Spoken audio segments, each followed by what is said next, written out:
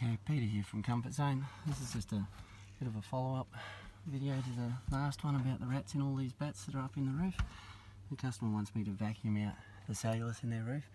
They think that this cellulose is what's causing the problem, and they can hear rats on their ceiling everywhere, and the rats are chewing through the plaster even. But as you can see, all the cellulose there is undisturbed by rats. But these bats over here, we've pulled these out of this bay here, right? And there's rats' nests all the way through underneath all of those, right? And down over there, rats' nests, all down there, rats' nests. I'll warrant that every bat here that I lift up will have rats underneath it. But if I walk through up the roof a little bit to where the manhole is, do a bit more of an inspection. This is the reason why the product's got bats in here as well as cellulose, is because the contractors, if you can see these joists, the contractors haven't pumped in enough product is all that's happened. But you can see here, there's no evidence of rats on the cellulose here at all. You know, like this is all good. If there'd been rats, they would have dug into it and burrowed in it and stuff, and you'd have little holes around it like you do with the bats. Right, but there isn't now.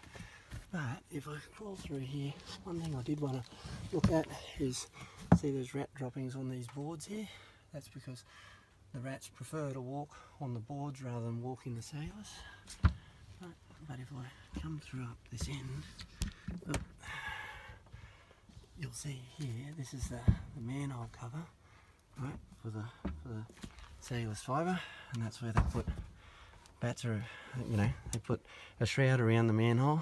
This is another company's done this years ago, but put a shroud around it, and then they put polyester bats on the manhole.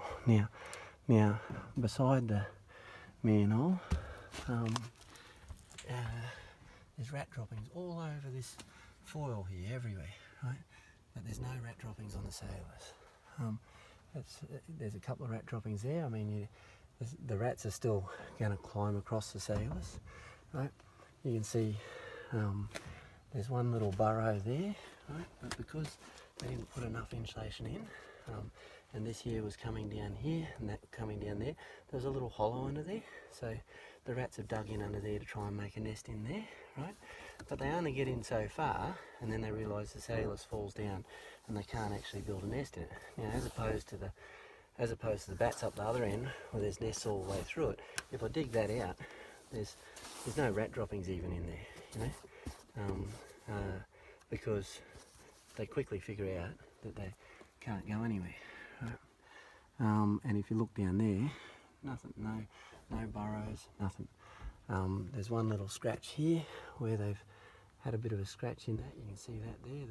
At some point a rat's tried to dig in that, and that's because this bit of timber here, he's walking on that bit of timber because that's solid, and then he tried to burrow down beside it, but realises that it's pretty loose. Now, if you compare that to this polyester bat, right, this polyester's on top of the manhole.